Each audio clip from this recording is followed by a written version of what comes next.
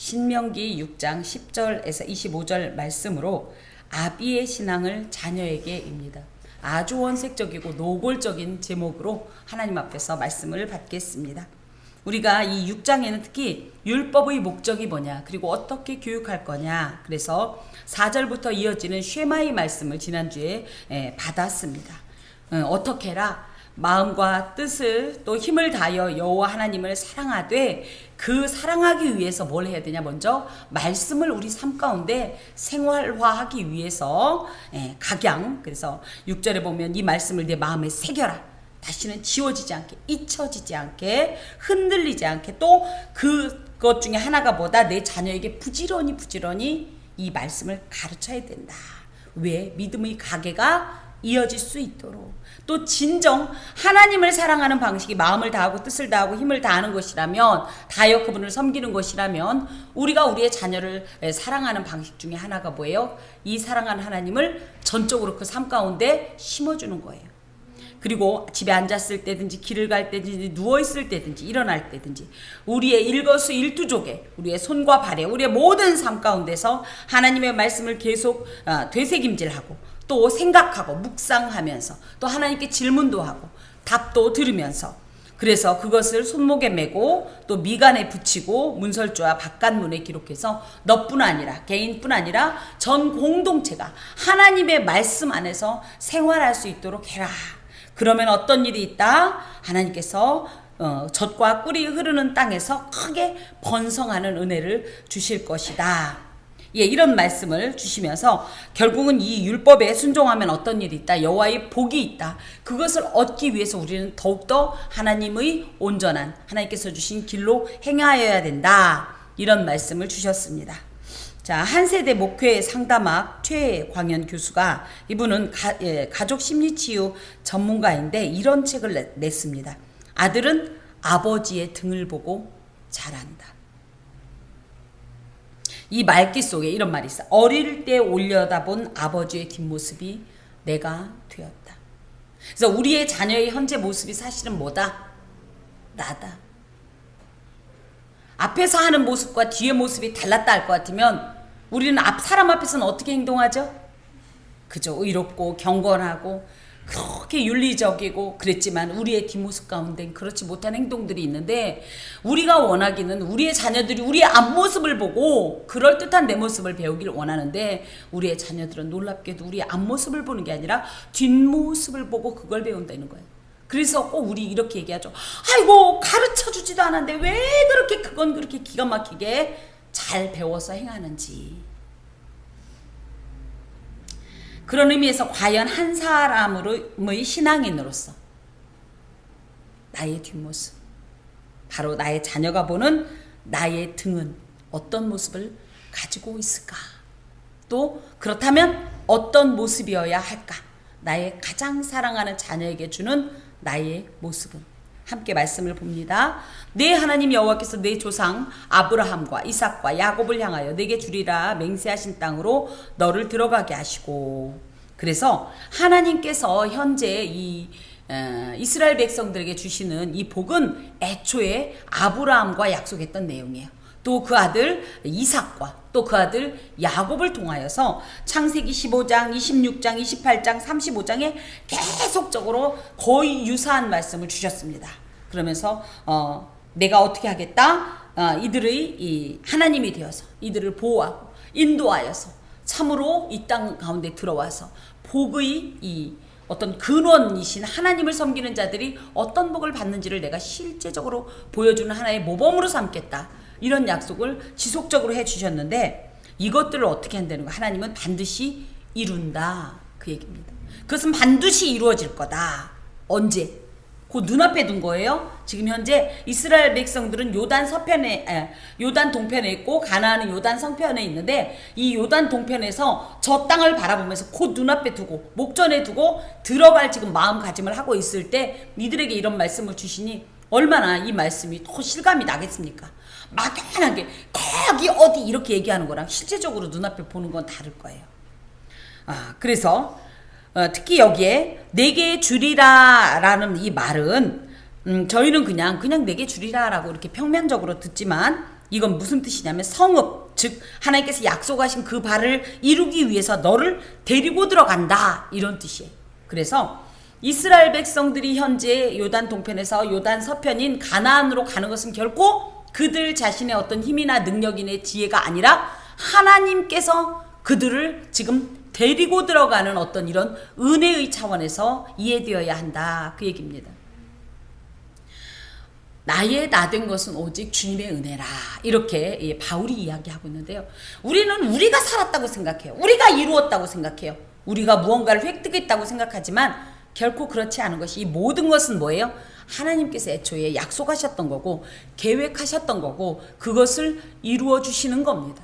그래서 나의 나된 것이 다 주님의 은혜라는 고백이 바울을 통해서 이렇게 나오게 되는 것입니다. 또 그러면서 너를 들어가게 하셨다, 이것은 하나님께서 반드시 이 약속을 이행하시는데 그로 말미암아 우리가 바라볼 수 있는 분은 누구냐? 하나님은 신실하신 분이다. 약속을 변개하거나 그죠? 이행하지 않는 불이행자가 아니라 한 번 말씀하신 것은 반드시 이루시는 하나님이다, 이런 또 교훈을 주시는데, 이게 저희가 은혜로 때는 하나님 한 번도 나를 그죠? 실망시킨 적도 없고 나를 포기하지도 않도록 나를 끝까지 지키며 이럴 땐 너무너무 은혜스러운데요. 거꾸로 얘기할까요? 너가 만약에 나의 길을 떠나면 네가 이 나의 이 율법에 불순종하면 내가 어떻게 하리라? 저주하리라. 심판하리라. 이것도 반드시 이루어진다. 저희가 계속 말씀드리지만 하나님의 말씀을 취사 선택하지 마십시오. 하나님의 사랑과 은혜는 막 누리고 싶고 심판은 뒤로 비끼는데 그러지 마십시오.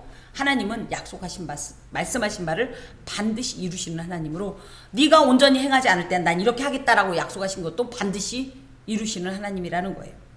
특히 여기에 너를 들어가게 하셨다라는 말은 하나님께서 손으로 이스라엘을 붙잡아서 직접, 잘 모르니까 마치 처음 가는 길에 우리 자녀들과 함께 갈 때 그 손을 붙잡고 안전하게 인도하여 드리듯이 그렇게 데리고 간다라는 이런 의미로서 하나님은 일방적으로 그냥 아주 독재하는 어떤 군주처럼 막 명령하면서 야 가!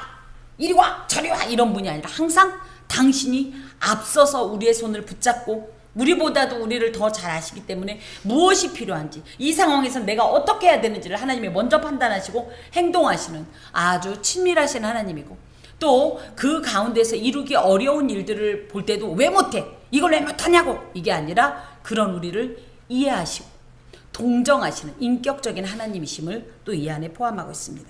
그 하나님께서 이 가나안 땅에 어떤 일을 행하실 거냐면 내가 건축하지 아니한 크고 아름다운 성읍을 주신다는 거예요. 또 내가 채우지 아니한 아름다운 물건이 가득한 집을 주신다는 거예요. 또 내가 파지 아니한 우물을 차지하게 하시고 내가 심지 아니한 포도원과 감람나무를 차지하게 하사 내가 배불리 먹게 하실 것이다. 이 약속은 반드시 성취될 것이다. 그리고 실제로 성취가 됩니다. 특별히 이것은 이스라엘이 가나안 땅에서 누릴 풍성한 이 복의 내용으로서 성읍이라고 할 것 같으면, 우리가 가나안에 입성할 때 제일 먼저 이스라엘이 만났던 게 뭐예요? 여리고성, 이 성읍이에요.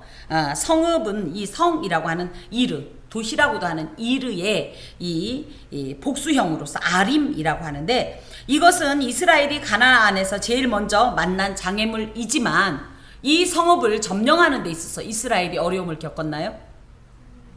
아니죠. 세상에 지금도 이 고대 성읍 중에 가장 강력한 어떤 성읍이라고 평가받는 여리고 성을 점령할 때 어떤 일이 있었어요? 이들이 칼과 창을 가지고 들어갔나요? 그냥 하나님이 하셨어요. 이들은 하나님께서 하라고 하신 대로 그죠? 하루에 7바퀴씩, 아니 한 바퀴씩 6일 동안 돌다가 마지막 날만 7바퀴 돈 다음에 그죠? 뭐라고 그랬어요? 여호와의 이름으로 무너지라고 명했더니 그냥 무너진 거예요. 그래서 이 성읍이 사실은 이들에겐 장애물이 아니라 하나님께서 애초에 주시고자 했던, 또 하나님의 말씀에 순종하고자 하는 자들이 누릴 것은 무엇이냐면 하나님께서 이스라엘을 위하여 예비하신 아주 은혜로운 선물과 같다라는 거예요. 아주 만족스럽고 안전한 그런 선물과 같다라는 겁니다. 특히 거처가 안정이 돼야 사람이 그때부터 무언가 자신 있게 활동을 할 수가 있는데 그것을 하나님께서 이미 예비해 두셨다는 말씀이에요. 또 이어서 이야기하기를 채우지 아니한 아름다운 물건이 가득한 집을 얻게 하신다. 집도 마찬가지입니다. 특히 이 채우지 아니한 아름다운 물건이 가득하다라는 얘기는 풀옵션. 우리 요즘 풀옵션 좋아하죠. 예. 어떤 집에 갔는데 하나하나 우리가 다 마련 안 해도 가면 누구 말 맞다나 몸만 가면 되는 그런 곳으로 하나님께서 인도하신다는 거. 가나안 땅이 그런 모든 하나님의 예비하심이 완비되어 있는 그런 땅이라는 겁니다. 그리고 또 내가 파지 아니한 우물을 차지하게 하시며. 저희 나라는 우물 파기가 쉬워요, 어려워요? 쉬워요. 저희 이렇게 생각하죠. 아이 사막은 더 쉽겠네. 모래니까. 아니에요. 오히려 이 사막의 윗부분이 이 모래이기 때문에 물이 이 모래 밑으로 다 빠져서요. 바위 밑에 있답니다. 물이. 그렇기 때문에 이 우물을 파는 것은 굉장히 어려운 일이고 그 창세기 26장 등에 보면 이삭이 우물 파는 일 때문에 그 시비 붙었던 그 본토민들과 이런 일들이 기록될 만큼 우물 파는 것은 결코 만만치 않은 일인데요. 이 우물을 우리는 보통 어떻게 생각하냐면 그렇게 땅을 파는 어떤 것만 생각하는데 이 가나안 같은 경우는 이렇게 우물을 마련한답니다. 우기 때 비가 많이 올 때 이 물을 모아두었다가 건기 때에 사용하는 식으로 이 우물을 마련하는데 그때 물 저장소로 쓰이는 것이 무엇이냐면 바위를 파서 거기에다가 물을 채운답니다. 그러니 바위를 파는 것이 쉽겠어요? 땅 파는 것보다 더 어렵겠죠? 그런데 놀랍게도 어때요? 가면 그 어려운 일을 하지 않아도 우물을 공급받을 수 있을 정도로 하나님께서 모든 것을 예배해 두셨다. 수고로움이 전혀 없도록 이런 복을 예배해 두셨다. 또 내가 심지 아니한 포도원과 감람나무를 차지하게 하사. 포도는요 이스라엘의 주 음료입니다. 그곳은 석회질이 굉장히 많은 그런 지대이기 때문에 그래서 이 석회가 섞인 물을 즉각 먹으면 저희가 큰 건강상의 이 어려움을 겪기 때문에 포도주를 담아서 포도주를 이렇게 희석해서 마시곤 합니다. 그렇기 때문에 포도 그러면 뭐예요? 물이에요. 또 감람나무는 뭡니까? 올리브 나무죠. 예, 올리브에서는 특히 이제 일단 기름이 나오고요. 이 기름은 치료용으로도 쓰이고요. 또 어떤 그 기름 붓는다 할 때 이런 용으로도 이제 거룩한 어떤 종교적인 용도로도 쓰이고 또 하나 올리브 그 열매가요. 적절히 염장했다가 김치로 먹습니다. 우리나라 김치처럼 이스라엘의 김치는 올리브다 이렇게 알면 돼요. 그러니까 하나님께서 심지어 이런 모든 먹거리까지 그리고 이것을 좀 영적으로 해석하면 포도는 기쁨을 상징합니다. 그래서 그곳에 가서 굉장히 풍족하고 만족하고 행복한 어떤 이런 삶을 살게 하신다는 거예요. 또 설령 몸이 상하더라도 이 감람류로 고침을 받는 이런 은혜의 역사를 하나님께서 다 예비해 두셨다는 거예요. 그러니까 이 사람들이 그곳에 가서 할 일이 있다 없다? 없어요. 그냥 하나님께서 또 끌고 들어가고 하나님께서 뒤에 보니까 어떤 내용이 나오냐면 18절에 보면 18절 19절에 보면 여호와께서 모든 대적을 내 앞에서 쫓아내신다. 심지어 가서 전쟁할 일도 없다는 거예요. 그러다 보니까 어때요? 먹고 배가 부르다. 아주 풍족하고 풍요로운 이런 상태이지요. 하나님께서 이스라엘에게 주시려고 가나안 땅에 예비하신 이 복들은요. 특히 지금 여기서 언급되는 것들은 전반적으로 물질적인 육체적인 어떤 이런 복을 많이 약속하고 있습니다. 그런데 어찌됐든 이런 물질적인 복을 누린다고 약속된 이 말씀 가운데 특징적인 말이 계속 반복되는 거 아세요? 뭘까요? 10절 아래부터 내가 건축하지 아니한 크고 아름다운 성읍을 얻게 하시며 그래서 뭐예요? 내가 안 한 거를 얻게 한다. 차지하게 한다. 누리게 한다. 그래서 다시 한번 기억해라. 이스라엘이 가나안에 들어가는 이 모든 것은 누구의 은혜다? 하나님의 은혜다. 하나님이 다 하셨다. 너는 공로 없다. 너는 아무런 능력도 지혜도 필요 없다.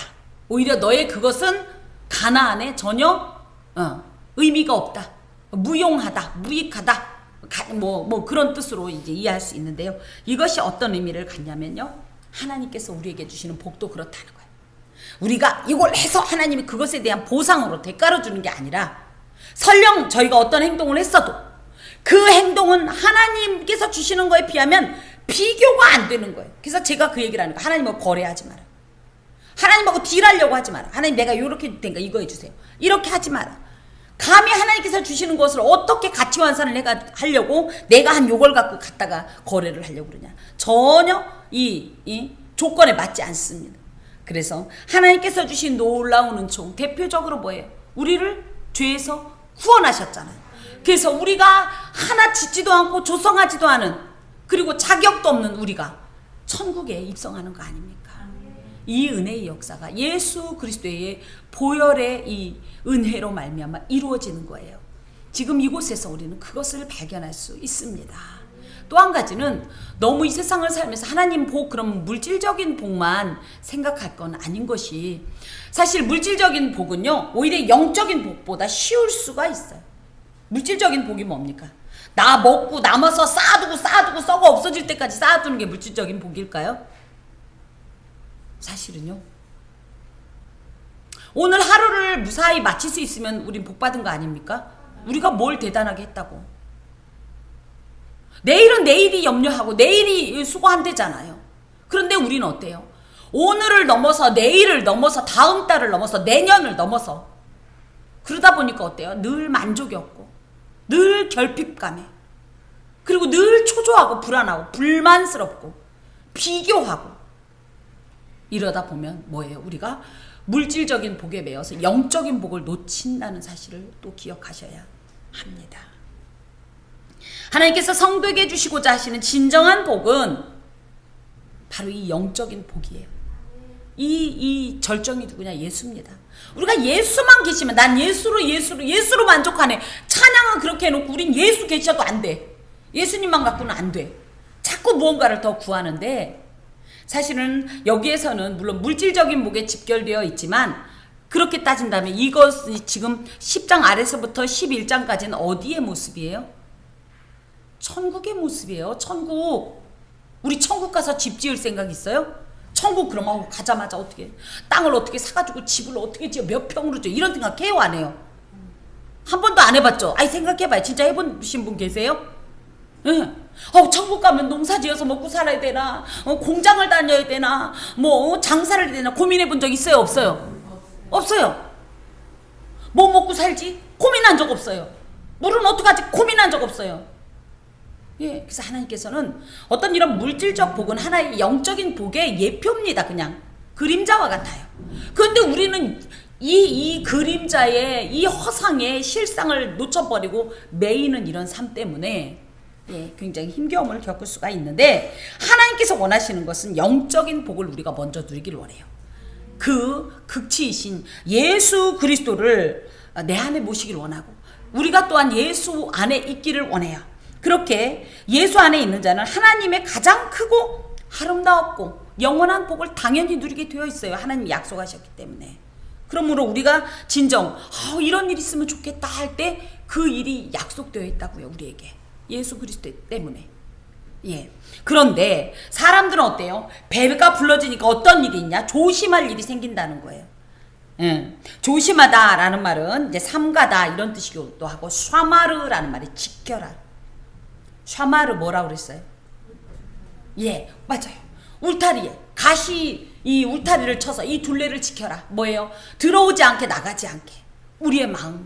그래서 하나님께서 주신 이 은혜의 복을 누릴 때에 어떤 것이 들어오지 않도록 교만이 이 들어오지 않도록 교만, 자만, 태만, 안일, 게으름, 나태 그러면서 뭡니까? 무감각.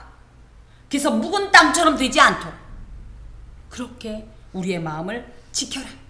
또 뭘 지켜라? 이 은혜를 소진하지 않도록 잃어버리지 않도록 받은 은혜를 기억해야 되고 하나님의 베푸신 사랑을 간직해야 되고 유지해야 되고 날마다 베푸시는 신령한 기쁨과 평강을 유지하려고 빼앗기지 않으려고 이걸 샤마르 해라. 지켜라. 예. 이렇게 말씀을 하십니다. 그래서 너는 조심하여 너를 애굽 땅 종되었던 집에서 인도하여 내신 여호와를 잊지 마라. 물질적인 복을 받으면 좋습니다. 저도 좋아요. 저도 돈 되게 좋아해요. 그런데 얘는요, 어떤 일이냐면 굉장히 달콤하지만 굉장히 무서운 살인 병기를 품은, 어떻게 보면 복이라고 굳이 얘기할 수 없는 어떤 위험성이 있다는 거예요. 그것을 경고하는 내용입니다. 그래서 그 물질적인 복에 넘어지지 않기 위해서 첫 번째 뭐 해라? 여호와를 잊지 마라. 어떤 여호와? 너를 애굽 땅 종 되었던 집에서 인도하여 내신 여호와. 출애굽 사건은요, 호렙산 언약 사건과 더불어서 이스라엘이 결코 잊어서는 안 될 아주 중요한 역사적인 사건이에요. 첫 번째 출애굽 사건은 뭐예요? 애굽의 그 바로의 압제하에서, 그 종살이에서 자유민으로 하나님께서 탈출시킨 사건이고요. 그 안에 수많은 역사들이 배어 있고요. 출애굽하면 우리도 다 대뜸 떠오르는 게 뭡니까? 10개의 재앙, 그죠? 그리고 뭐 홍해도강 뭐 이런 것들이죠. 또 호렙산 사건은 뭐냐면 하나님하고 그렇게 따지면 공식적으로 언약을 맺은 사건이에요. 그래서 하나님께서 시내 산에서 뭐 했어요? 십계명 주고 율법을 주면서 너가 이 율법을 준행하면 내가 이렇게 하겠다라는 언약을 어떻게 보면 맹세한 그런 사건이에요. 그래서 이 출애굽 사건을 통해서는 국가가, 이스라엘이라는 국가가 태동이 됐고, 또 호렙산 사건을 통해서는 하나님이 이스라엘의 구속주 및 통치자가 되심을 가장 명백하게 반포하면서 우리가 또한 그 하나님의 통치하에 순종하겠습니다, 복종하겠습니다라고 맹세한 사건이 되겠습니다. 그렇기 때문에 이 사실을 잊어버리면 어떻게 돼요? 하나님에 대해서 배신하는 거다. 우리 또한 이런 놀라운 출애굽 사건을 경험했습니다. 어떤 일입니까? 예수로 인해서 우리 예수의 피로 구원 얻었잖아요. 그래서 죄의 세력 가운데에서 하나님께서 우리를 건져주시지 않았습니까? 그래서 다시는 돌아가지 않도록 홍해를 도강해버리면서, 그죠? 예. 그래서 이 가나안을 약속받은 이런 자들 아닙니까? 그리고 또 이 호렙산은, 우리에게 호렙산은 뭡니까? 내가 하나님 앞에서 특별히 이제 공식적으로는 세례를 받으면서 내가 이제부터 진정한 하나님의 백성으로 살겠습니다. 직분을 받으면서 내가 하나님의 일꾼 되어 하나님 나라의 영광을 위하여 하나님의 기쁨을 위하여 살겠습니다. 그럴 때 하나님께서는 또 우리에게 어떤 약속을 해주셨어요? 내가 너를 사랑한다. 내가 너를 지키리라, 보호하리라, 끝날까지 인도하리라, 결코 떠나지 아니하리라. 이런 약속을 주지 않았습니까?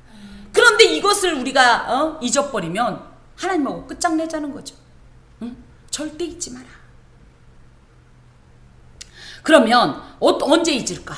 언제 잊을까? 첫 번째, 내가 했다가 할 때 위험합니다. 내가 잘했다. 내 능력이다. 내 지혜다. 이럴 때 넘어집니다. 또 어떤 때 넘어집니까? 감사하지 않을 때. 이거 다 하나님이 주신 거지. 이거 하나님의 역사지 하고 감사하지 않을 때, 예, 우리가 넘어지게 됩니다. 그렇게 되면 어떤 일이 있어요? 하나님께서 사실 우리가 느낄 때는 큰 어떤 이런 징계를 행하십니다. 이 징계가 우리가 죽으라고 하는 거다? 아니, 어떻게 하라고? 돌아오라고, 회복하라고 주시는 이런 일입니다. 하지만 엄연히 얘기하면 저희는 이런 상황을 겪으면서 매우 큰 고통과 아픔과 슬픔을 경험할 수밖에 없어요. 그러니 애초부터 뭐 해라? 하나님 잊지 마라. 하나님을 기억해라. 그리고 삼가라. 내 마음을 삼가라. 지켜라. 나쁜 것이 우리에게 침투하지 않도록 지켜라. 선한 것들이, 아름다운 것들이, 복된 것들이 도망가지 않도록 유지해라. 하나님께서 말씀하십니다. 사실 우리는 보통은 하나님을 평안할 때 잘 섬길 거라고 생각하는데요, 하나님은 애초에 평안을 주십니다. 그런데도 우리가 지혜롭지 못하고 미련하고 교만해서 이 평안의 기간을 삼가지 못함으로 말미암아 환난의 때를 꼭 만나게 돼 있어요. 그렇기 때문에 환난의 기간이, 그러니까 평안의 기간에 환난의 기간이 임하지 않도록 늘 조심해야 합니다. 또한 은혜가 위기가 되지 않도록 조심하십시오. 은혜 받기 우리 너무너무 원하죠. 너무너무 은혜로 막 충만하고 싶은데요, 때로는 우리가 이 은혜와 복을 위기로 역전하게 하는 이런 일들이 이런 일들을 유발할 수가 있습니다. 왜 그러냐? 사탄이요, 은혜와 복에 우리가 막 취해 있으면요, 요때가 호기입니다. 딱 좋아, 딱 좋아. 왜? 계속 취해 있어요. 그럴 때 사탄은 그 은혜와 복을 하나님께서 주셨다라는 마음으로 계속 간직하고자 하지만 슬그머니 마치 뱀이 하와에게 접근하셨듯이 슬그머니 넌 참 대단해. 넌 참 능력 있어.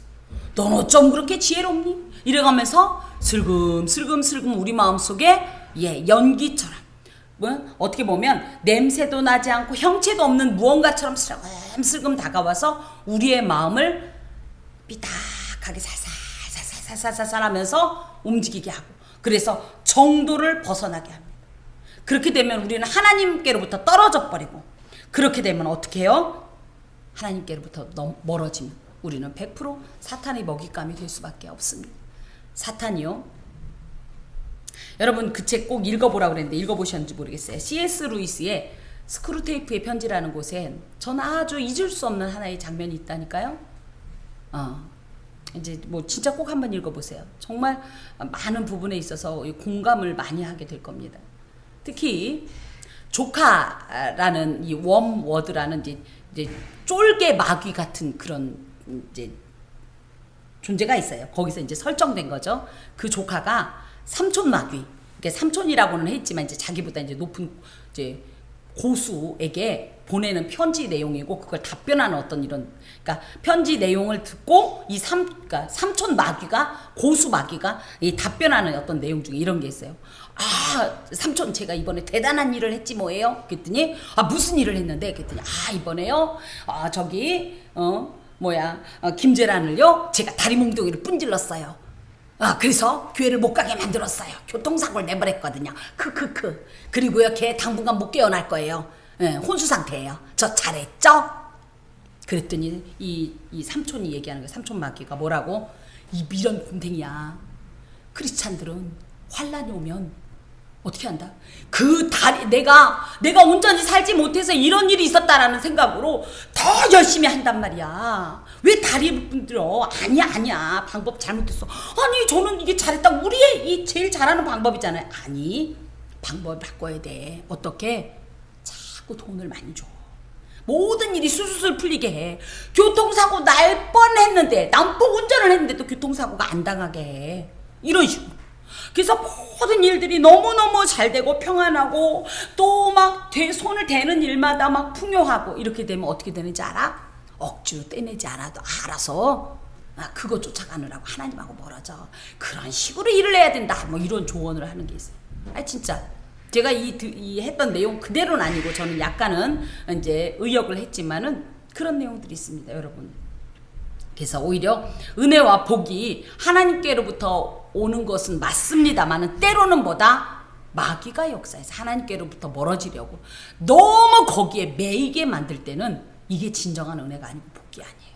오히려 은혜 받고 복 받을 때가 위기일 수 있습니다. 그렇기 때문에 더욱 이럴 때 영적으로 깨어 있어서 하나님의 말씀을 굳게 잡고 이전보다 더욱더 풍요해질수록, 더욱더 부여해질수록, 잘 나갈수록 더 하나님 앞에 와서 무릎 꿇고 기도하고 주의 말씀을 붙잡고 안간힘을 써야 마귀 역사 가운데 떠내려가지 않는다는 사실을 꼭 기억하시기 바랍니다. 하나님 앞에서 은혜를 받고 복을 받는 거는 사실은 어떻게 보면 쉬워요. 진짜 어려운 건 뭔지 아세요? 그걸 온전히 유지하는 게 더 어렵습니다. 그걸 위해서 더욱더 이전보다도 더욱더 하나님이 복을 주실수록 그 복 받기 위해서가 아니라 내가 혹여라도 이 풍요에, 이 물결에 휩싸여서 떠내려갈까봐 더욱더 삼가고 조심해야 합니다. 또 이제 봅시다. 그러면 잊지 말고 내 하나님 여호와를 경외하며 그를 섬기며 그의 이름으로 맹세할지니라. 그래서 여호와 하나님을 경외하라. 이 경외라는 표현을 지난 수요일에도 말씀을 드렸는데 첫 번째 뭐예요? 야레라는 말은 두려워해라 이런 뜻이. 그리고 하나는 뭐예요? 존경하는 마음으로 사랑하라. 두 개가 함께 들어있습니다. 우리가 아버지의 이 권위 앞에선 적절히 삼가면서 그러면서도 사랑하듯이 그 권위를 인정하듯이 이런 마음을 가져야 한다는 거예요. 경외는 신앙의 기본 토대로서 이 하나님을 이해하기 위해서, 하나님을 온전히 섬기기 위해서는 반드시 여호와 경외 사상이 있어야 합니다. 하나님을 두려워하지 않는 이 시대에 치우친 신앙 때문에 교회 안에도 온갖 악이 이 판을 치고, 온 세상 가운데서도 이런 어떤 범죄가 이 팽배한 것입니다. 하나님께서는 다 보고 계시죠? 다 알고 계시죠? 그런 하나님이 나를 보신다면 어떻게 하실 것 같아요? 잘했다고 박수 쳐줄까요? 아니, 솔직히 얘기하자고요. 우리 속에 있는 걸 그대로 하나님께서 다 보시는데 그걸 보시고서 저희한테 박수 칠 만한 일이 얼마나 있습니까? 칭찬받을 만한 일이 얼마나 있습니까? 그런데 왜 우리는 두려움 없이 그런 행동을 합니까? 하나님 경외 사상이 너무 희미해졌기 때문이에요. 하나님은 무서운 분이에요. 그분이 누구냐고요?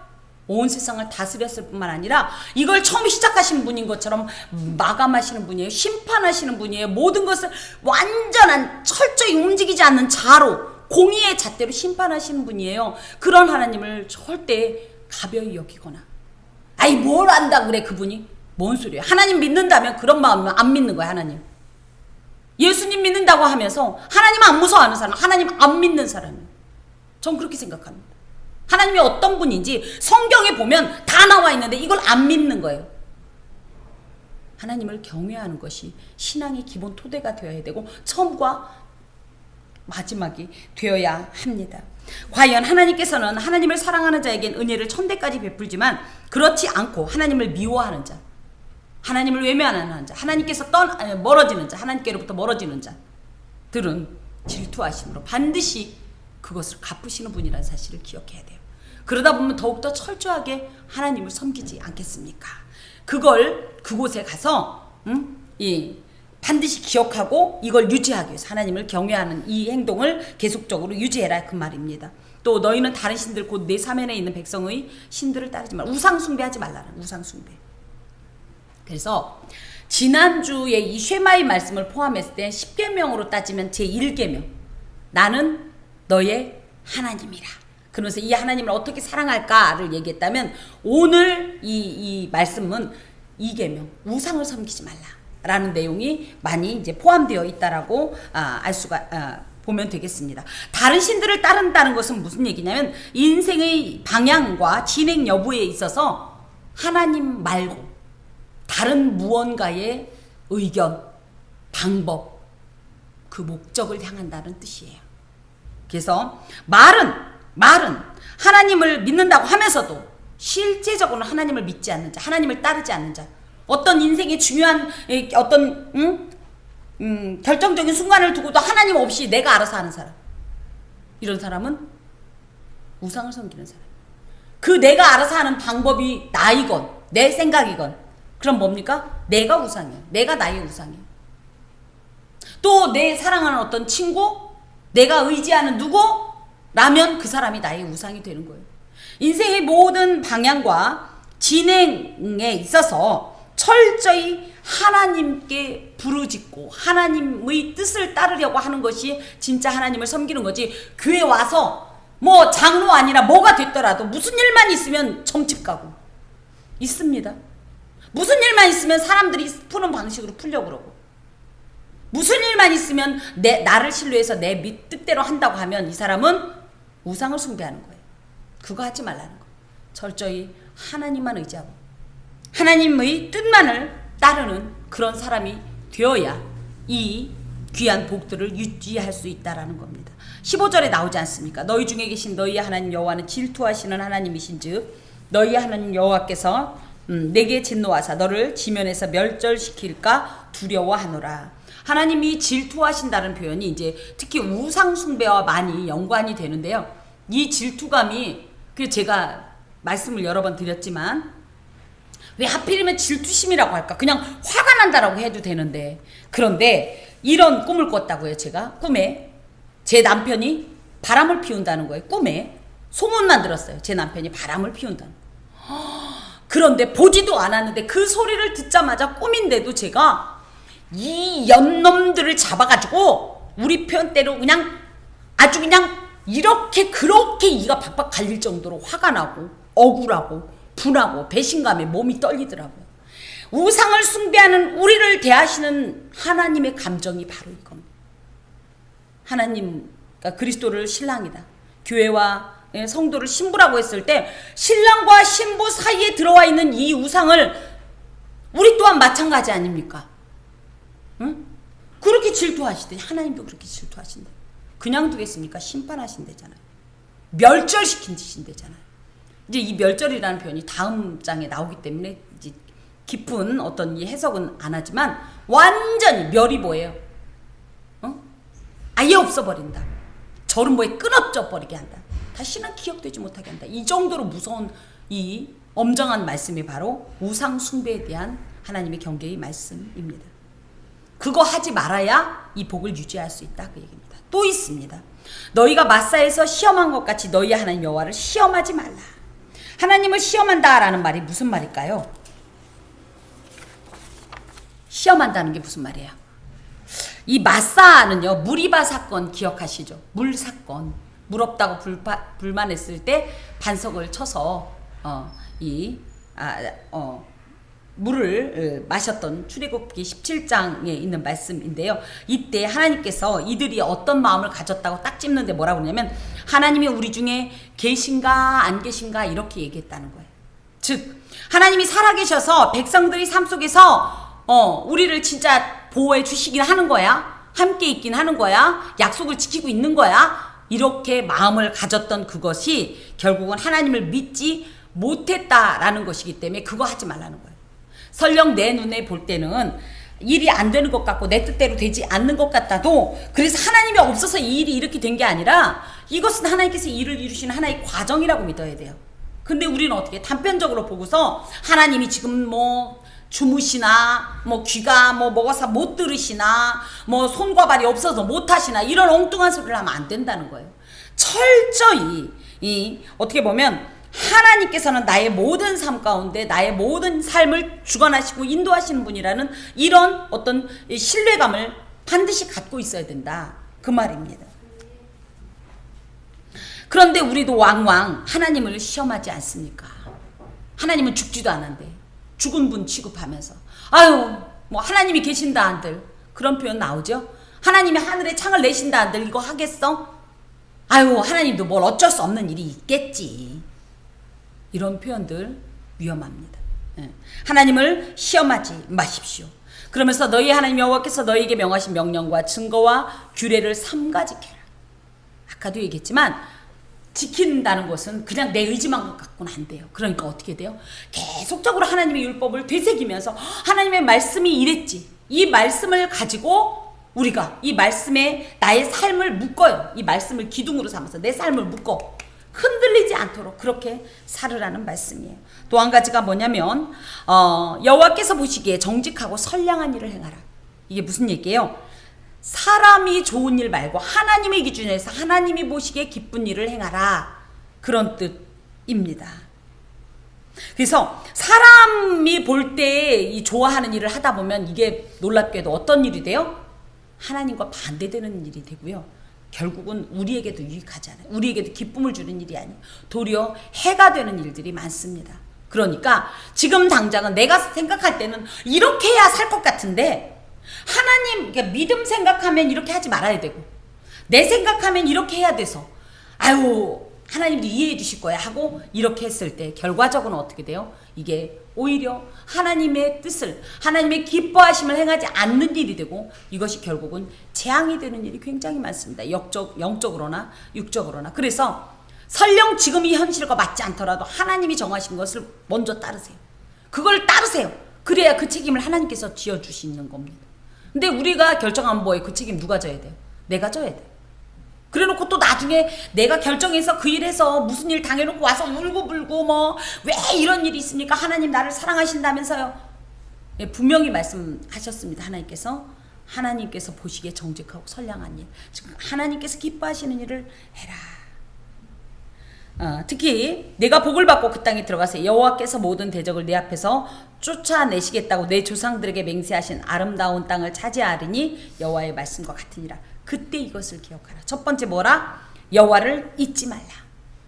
또 뭐다? 다른 신들을 내 하나님 여호와를 경외하라. 그리고 다른 신들을 따르지 말라. 그리고 여호와를 시험하지 말라.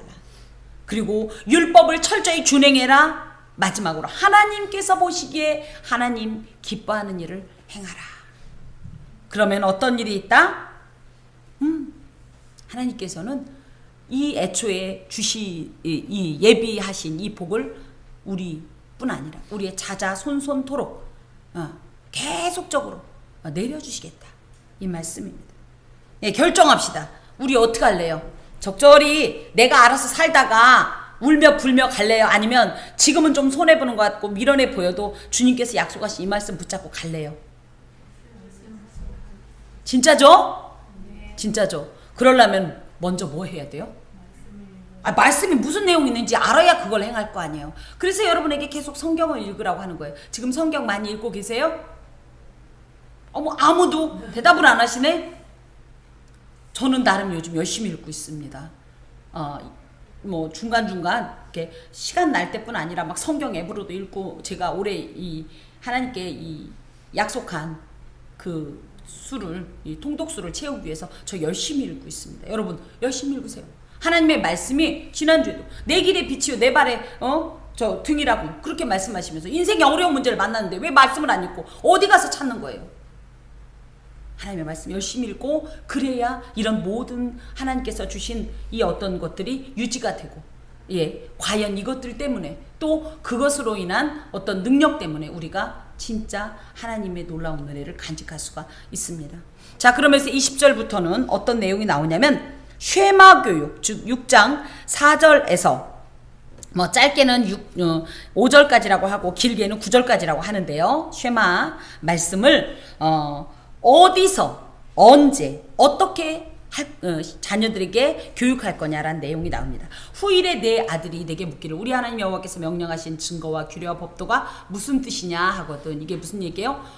지금은 이 출애굽 2세대이긴 하지만 이들은 그래도 하나님을 많이 경험한 세대예요. 그죠? 광야 생활을 통해서 지금 당장 요단 동편을 막 정복하는 이 일만 봐도 이 사람들은 하나님을 만났어요. 역사적으로. 그런데 우리의 자녀들은 어떻습니까? 이건 롱롱 어거우라고 하나? 그죠? 옛날 옛적에 호랑이가 담배 피던 시절에 하나님이 말이야 이런 때가 온다는 얘기예요. 그럼 애들이 왜 자꾸 이렇게 맨날 우리는 유월절을 지켜야 돼요? 장막절을 지켜야 돼요? 막 이런 식으로 물어볼 때, 그러면 니들이 어떻게 해라? 너는 내 아들에게 이르기를 얘기해줘라. 뭐 이건 왜 지키냐? 우리가 옛적에 애굽에서 바로의 종이 되었던 여호와께서 권능의 손으로 우리를 애굽에서 인도하여 내신 일이 있었단다 하면서 그때 10가지의 재앙, 또 뭡니까? 그 중에서 특히 마지막 재앙, 또 그것을 통하여서 하나님께서 약속하셨던 대로 놀랍게 광야지만 광야를 거쳐서 가나안에 온 일, 또 가나안에 올 때 이런 약속을 주셨는데 그걸 다 이루신 일, 이 모든 것을 다 그들에게 얘기해 주려는 거예요. 그래서 첫 번째, 율법의 기원이 어디에 있느냐 할 때 여호와께서 이 율법을 제정하셨기 때문에 우리는 이 율법을 준행해야 된다, 이렇게 얘기를 해주라는 겁니다. 율법의 이 제정자이기 때문에 권위, 율법의 권위 또한 하나님의 권위와 맞닿아 있습니다. 그래서 결코 가볍게 손상시키지도 말고 삭제시키지도 말고 추가하지도 말라, 이런 얘기를 해줘야 된다라는 거예요. 그리고 특히 여기에 보면 이런 얘기를 그냥 하나님은 율법 똑바로 지켜, 쉽게 얘기하면 율법 똑바로 지켜, 이거 하나님이 정하신 거니까 알았어? 이러고 끝나지 말고 그 일의 배경이 되는 역사적인 간증을 담아서 얘기를 해주면 자녀들이 훨씬 더 깊숙이 받아들일 거다, 그 얘기입니다. 여러분도 그렇죠. 야, 교회 가야지. 왜? 그냥 가라니까 가. 왜 이렇게 말이 많어? 이렇게 된다고 막 자녀가 교회 가야 되는 거구나 하겠어요? 여러분의 이 그죠? 구원의 간증, 은혜의 간증들을 자녀들에게 무시로 전해 주십시오. 요즘뿐 아니라 예전에 있었던 것도 계속적으로 얘기해 주십시오. 너무나 은혜스럽게 이것에 대해서 혹시라도 오해는 하지 마시기 바랍니다. 어제 저녁에 저희 막내가 이제 저한테 전화를 했는데 그 얘기를 하는 거예요. 엄마, 교회를 내가 예배를 안 드렸더니 삶이 이게 막 흔들려. 내가 자꾸 마음이 약해져. 이상한 생각해. 안 되겠어. 내가 예배를 다시 정신 차리고 들어야 되겠어. 그래서 제가 잘하였도다 사랑하는 내 아들아 그렇게 안 하고 이런 기분이 막 이렇게 했지만 그러면서 얘기를 하는 거예요. 그랬을 때도 노여워하지 않고 엄마가 옛날에 그랬잖아. 이러이러하다고. 옛날에 제가 하나님을 만났던 어떤 간증들을 들은 얘기를 하면서 그게 자꾸 생각이 난다라는 거예요. 여러분 참 의미가 있습니다. 여러분의 하나님 만난 그 간증을 자녀들에게 전해 주십시오. 그러면서 여호와의 율법 말씀을 가르치라는 겁니다.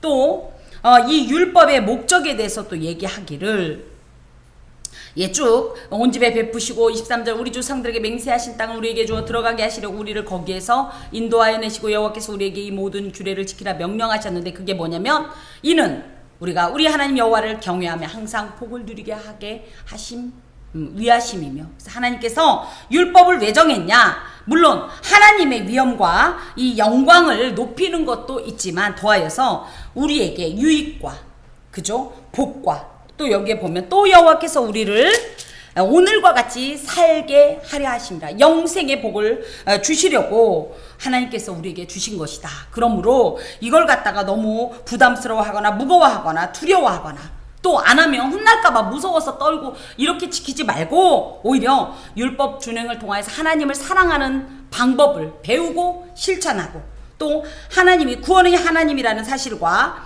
이 율법을 준행함으로 즉 하나님의 어떤 이런 명령을 준행할 때 참 자유와 생명으로 인도함을 받는다는 사실 그것의 도구가 율법이라는 사실을 분명하게 알려줘라. 또 그러면서 우리가 그 명령하신 대로 이 모든 명령을 우리 하나님 여호와 앞에서 삼가 지키면 율법을 준행하면 그것이 곧 우리의 의로움이니라. 여기서 조금 오해가 될까봐 말씀을 드립니다. 의로움으로 우리가 뭐 하는 거예요? 구원받는 거죠. 맞죠? 예, 그겁니다. 그래서 우리의 구원은 반드시 믿음으로만입니다. 누구를 믿음으로만? 예수 그리스도를 믿음으로만입니다. 그래서 행위가 아닌 믿음으로 인정받고 믿음으로 구원받는 건 맞는데 여기에 왜 이런 말을 썼냐? 그러면 앞뒤가 다르지 않냐 할까봐. 이 의로움이라는 것은 무엇이냐면요. 구약적인 어떤 이런 상황 가운데 이해해야 되는데 이것은 의로움이란 말은 언약 관계에서 언약을 맺으면 어떻게 해요? 쌍방이 맺죠. 그러면 이 각자에게 의무가 있어요. 그죠? 이 사람에겐 이 사람의 의무가 이 언약을 유지하기 위해서 이 사람에겐 이 사람의 의무가 있어요. 우리가 하나님과 맺은 언약 가운데 그러니까 언약이라고 할 때 하나님에게는 어떤 의무가 있어요? 우리가 하나님한테 요구하는 그게 다 하나님께서 말씀하시는 의미예요. 뭐요? 우리를 보호하고 인도하고 구원해낼 것이다. 복을 주실 것이다. 그쵸? 그러면서 하나님께서 우리의 하나님이 되어서 내가 내 백성을 내 자녀를 아끼고 사랑하고 그 삶을 책임져 주겠다고 했던 이 의무가 있습니다. 하나님이 우리에게 주신. 그럼 우리는 어떤 의무가 있어요? 뭘 지켜야 될까요? 하나님의 율법, 하나님의 하나님 되심을 인정하면서 그 권위로 제정하시고 선포하시고 명령하신 율법을 준행하면 그래서 이게 순종하면 복을 받는다고 하죠. 이게 하나님은 복을 약속하셨어요. 복을 주실 의무를 당신이 말씀하셨어요. 우리는 이 복을 누리기 위해서 어떤 일을 해야 돼요? 예, 율법을 준행하고 하나님을 마음과 뜻과 이 힘을 다해서 섬겨야 할 의무가 있어요. 그죠? 그럴 때 하나님은 의롭다라는 게 뭐냐면 이 율법, 이 언약 관계에서 하나님은 의롭다. 하나님은 이 약속을 다 이루었다, 안 이루었다? 반드시 이 의무를 이행하셨어요. 그죠? 그렇기 때문에 하나님은 의롭다 그럽니다. 그럼 우리는 불의하다 할 때, 구약적 이해로 우리는 불의하다 할 때 이 언약 관계에서는 왜 불의해요? 이 약속을 지켰다, 안 지켰다? 이 의무를 이행했다, 이행하지 않았다? 아니, 빨리 얘기해요. 이행하지 않았기 때문에 이 언약 관계에서 보면 뭐예요? 하나님은 의롭고 우리는 뭐예요? 불의한 것이 된 거예요. 그래서 우리가 이 명령하신 대로 이 모든 명령 우리 하나님 여호와 앞에서 삼가 지키면 그것이 곧 우리의 의로움이니라. 우리가 하나님 앞에서 이 언약 관계에서 의로우려면 어떻게 된다? 이 율법을 삼가 지켜야 된다. 그 얘기입니다. 이것 때문에 구원 얻는다. 그거하고는 다른 얘기예요. 예. 자, 지난주에 제가 분명히 말씀을 드렸어요. 성경의 별칭들을 생각해서 숙제처럼 단체톡에 올려라. 올려주셔서 감사하고요. 표준 백과 뭐 양식, 공기, 보약 이런 것이라고 성경의 별칭들을 올렸습니다. 여러분, 이게 다 좋은 거죠? 다 좋은 거죠? 예. 내 사랑하는 자녀에겐 뭐만 주고 싶어요? 좋은 것만 주고 싶어요. 이 좋은 거라면서요. 그럼 어떻게 해야 돼요? 줘야 돼요. 줘야 돼요. 여기 아까 이제 이 20절에 있는 요 20절과 21절 하에 있는 요 내용을 조금만 좀 말씀을 잠깐 드릴게요.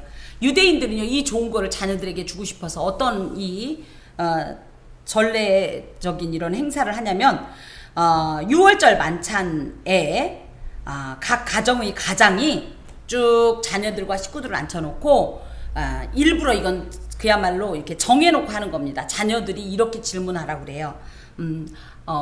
왜 우리가 이 6월절을 지키는 거예요? 그러면서 그때 먹는 음식은 무슨 의미예요? 막 이런 걸 물어보게 해요. 그러면 아버지가 그것에 대한 대답을 하면서 이들에게 하나님께서 6월절에 베푸신 출애굽의 역사를 교육하는 이런 방법을 지금도 취하고 있습니다. 이것은 고통스러웠던 삶에서 구원하신 하나님의 역사를 회고하는 것을 넘어서서 신앙을 전수하기 위해서예요. 그러면 우리는 이런 신앙교육을 제대로 자녀들에게 하고 있을까요?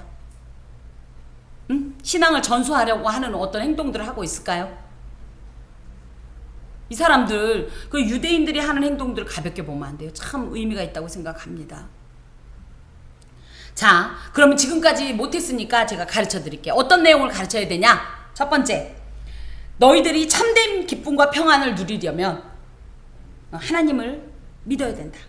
이런 얘기를 해주세요. 우리 한 집사님도 네가 이 땅 가운데서 잘 되려면, 일이 잘 풀리려면, 또 그래서 행복하려면 하나님이 그거 해주시는 거니까 그 하나님을 섬겨야 된다. 이런 얘기를 하지 않습니까? 해주시라고. 또 하나, 네가 지금 죄 때문에 죽게 됐어. 그런데 이 죄를 해결하고 영생의 복을 주실 분은 누구밖에 없다? 하나님밖에 없다. 그래서 하나님을 반드시 믿어야 된다. 믿지 않으면 어떻게 된다? 지옥 간다 얘기하세요. 뭘 죽는다요. 분명하게 얘기하세요. 낭만적으로 얘기하지 마세요. 지옥 갑니다. 아주 단호하게 말씀드립시다. 내 부모, 내 자녀, 내 형제, 내 친구, 내 이웃, 내 누구 예수 안 믿으면 어디 가요?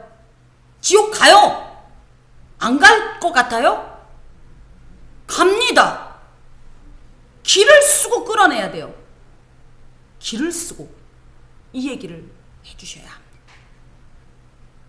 그렇다고 뭐 협박만 하지 말고, 그러면 예수를 믿으면 어떤 일이 있다? 하나님께서 우리를 영원하신 하나님 나라로 인도하신다. 이 얘기를 하지만 분명하게 얘기할 것은 예수님 안 믿으면 죽죠. 진짜 죽죠. 근데 죽는다라는 것과 지옥 간다는 달라요. 얘기해 주세요. 지옥 간다고 믿습니까? 어떤 분은 지옥을 안 믿는다고 그러대? 천국은 믿고 지옥은 없대. 하나님이 사랑이 많으신데 무슨 지옥이냐? 그렇게 생각하세요? 그럼 하나님이 여기다 지옥이란 말을 쓰지 말았어야죠. 쓰셨잖아요. 그죠? 그 내용을 분명하게 해주어야 한다라는 거예요. 하지만 하나님께서 명하신 말씀을 지키고 그 말씀대로 하나님을 경외하며 살면 복을 누리니 하나님을 온전히 믿고 섬겨라. 이렇게 얘기를 하셔야 합니다. 그러기 위해서 선행되어야 할 나의 자녀가 지켜볼 내 신앙의 모습, 내 등의 모습을 이제 확인해 봅시다. 첫 번째, 하나님께서 약속하신 것을 반드시 이루신다는 사실을 믿고 자꾸 여기저기 기웃거리는 모습 보이지 마세요. 어떤 날은 막 믿음이 좋아서 막 하나님께서 다 이루신다고 그랬다가 조금 있다가 막 나 어떻게 하면 좋아 막 이러는 모습을 보여주면 자녀들이 어떻게 생각하겠어요? 무슨 얘기인지 더 이상 얘기 안 해줘. 알겠죠? 마음 한 가지로 딱 정했으면 그대로 목에 칼이 들어와도 가는 모습을 좀 먼저 보여주세요. 그렇지 않으면 우리 자녀들도 꼭 우리처럼 끼웃끼웃거릴 거니까요. 설령 몸은 여기 와 있어도. 두 번째, 하나님께서 나의 인생 가운데 행하신 귀하고 은혜로운 일들을 잊지 말고 기억하라. 수시로 나도 그 사실을 감격하고 감사하면서 하나님 앞에 찬송으로 또 이렇게 또 사람들에게 증거하는 삶을 살아야 합니다. 세 번째, 하나님을 사랑하는 방법인 하나님의 계명을 심장에 새기고 반드시 준수하려고 노력하라. 실패할 수는 있지만 아이 어쩔 수 없어. 이제 살다 보면 그렇지만 하나님 이해해 주실 거가 아니라 내가 왜 그랬을까? 그래서 만약에 자녀들에게 뭔 잘못했으면 실질적으로 얘기하세요. 하나님 믿는 엄마가, 하나님 믿는 아빠가 너한테 이런 부분은 참 잘못했다. 나를 용서해 주렴. 그래서 죄에 대해서 굉장히 어떻게 보면 그 죄의 결과에 대해서 두려워하고, 그죠? 그래서 그 죄에 대해서 넘어지지 않으려는 안간힘을 쓰는 이런 모습을 자꾸 보여주세요. 그래야 우리 자녀들도 죄에 대해서 이 무감각해지지 않습니다. 마지막으로 하나님께서 분명하게 명하신 자녀에게 신앙을 준수하라는 명령을 계속 숙지하시고 끊임없이 말씀해 주세요. 잔소리라고 할지라도 얘기해 주세요. 근데 내일 교회 가자.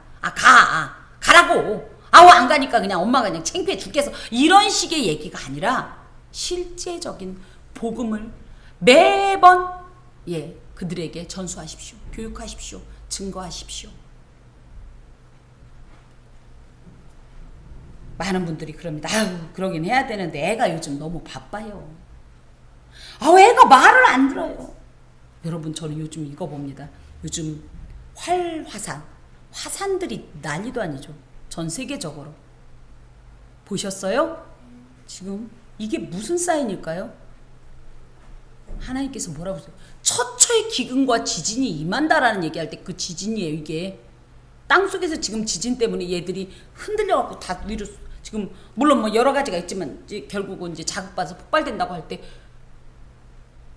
날이 이상한 거 봐요. 이런 모든 것을 보면서 아직도 때가 많이 남았다고 여유를 부립니까? 죽게 아니면 까무러치기로 우리의 신앙을 반드시 유전해야 돼요. 전수해야 돼요. 주께서 명령하신 내용입니다. 기도하겠습니다. 주님, 단호한 목소리와 단호한 어투로, 마음으로 전합니다. 주여, 이 말씀을 듣는 자나 받는 자가 두 귀가 울리게 하시고 늘어졌던 마음, 태만했던 마음, 안일했던 마음들이 요동하게 하사 모든 옥문이 터져나가며 착고가 풀어지며 주의 강력한 은혜와 구원의 역사가 각 가정과 우리의 자녀들과 우리의 삶 속에 있는 수많은 이들에게 전파되게 하여 주옵소서. 예수 그리스도의 이름으로 기도합니다. 아멘.